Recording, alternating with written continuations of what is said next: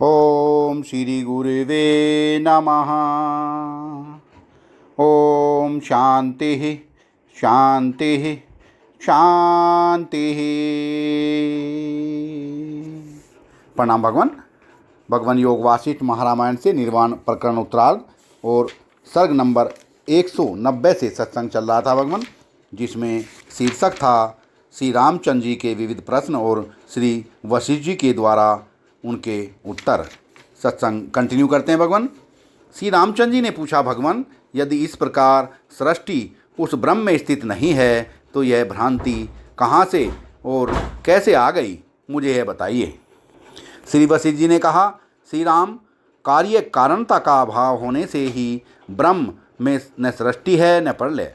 यह तो जगत भासित होता है, वह जिसको और जिस रूप में भास रहा है वह सब ज्ञाता ज्ञान ज्ञेय रूप त्रिपुटी केवल आत्मा ही है।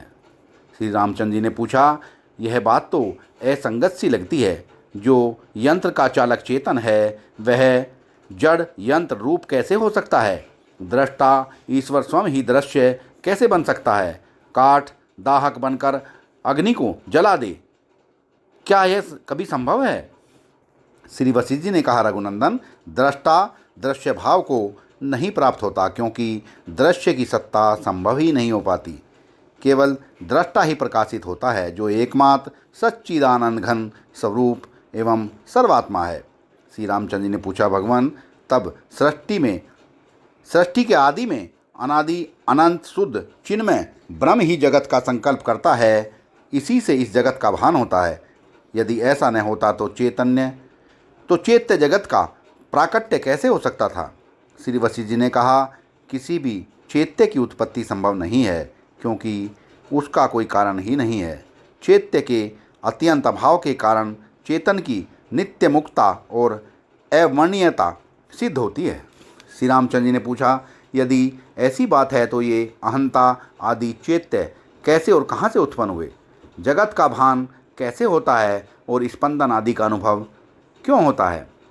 श्री वशिष्ठ जी ने कहा, श्री राम, मैं पहले ही बता चुका हूँ कि कारण की सत्ता न होने से आदिकाल में ही किसी वस्तु की उत्पत्ति नहीं हुई थी। ऐसी दशा में चैत्य कहाँ से होगा? इसलिए सब कुछ शांत स्वरूप पर ब्रह्म ही है। सृष्टि की प्रतीति केवल भ्रम मात्र है।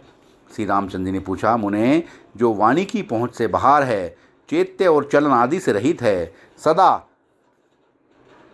स्वप्रकाश एवं निर्मल है, उस नित्य मुक्त पर ब्रह्म में किसको किस निमित्त से तथा कैसा भ्रम हो सकता है? जब ब्रह्म के सिवा दूसरा कोई है ही नहीं और वह नित्य मुक्त ज्ञान स्वरूप है, तो इसमें किसी को और कैसे भ्रम हो सकता है? फिर यह जगत नामक भ्रम क्या बला है, इसका उत्तर मुझे दीजिए।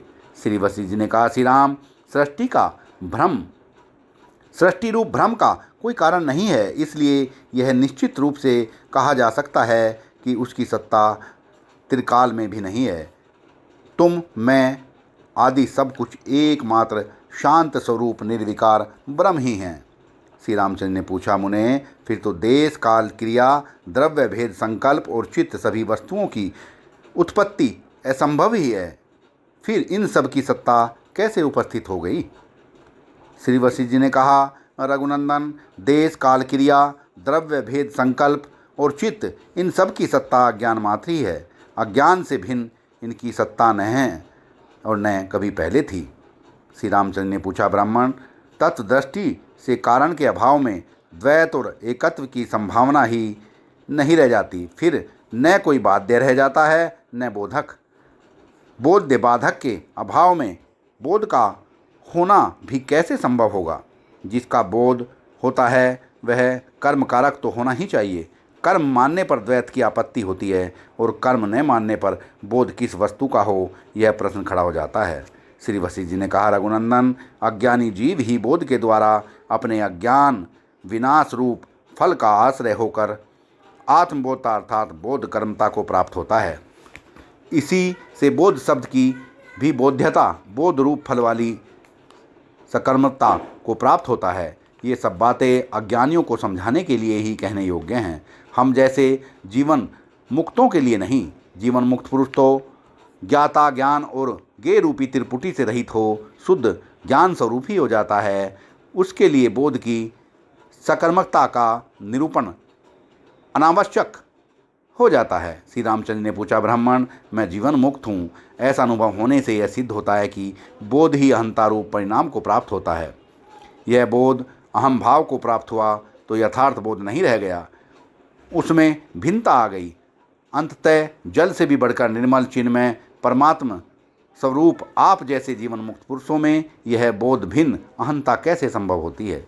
श्री वशिष्ठ जी ने कहा, रघुनंदन, बोध स्वरूप जीवन मुक्त की स्वरूपता जो बोधता है वही उसमें विशुद्ध अहंता कहलाती है। तत्वज्ञानी का मैं और तुम भी उसके स्वरूपभूत ज्ञान से भिन्न नहीं है। उसमें जो द्वैत रूप व्यवहार देखा जाता है वह वायु और उसके स्पंदन की भांति अद्वैत रूप ही है। सत्संग को विराम देते हैं भगवान। प्रणाम भगवान।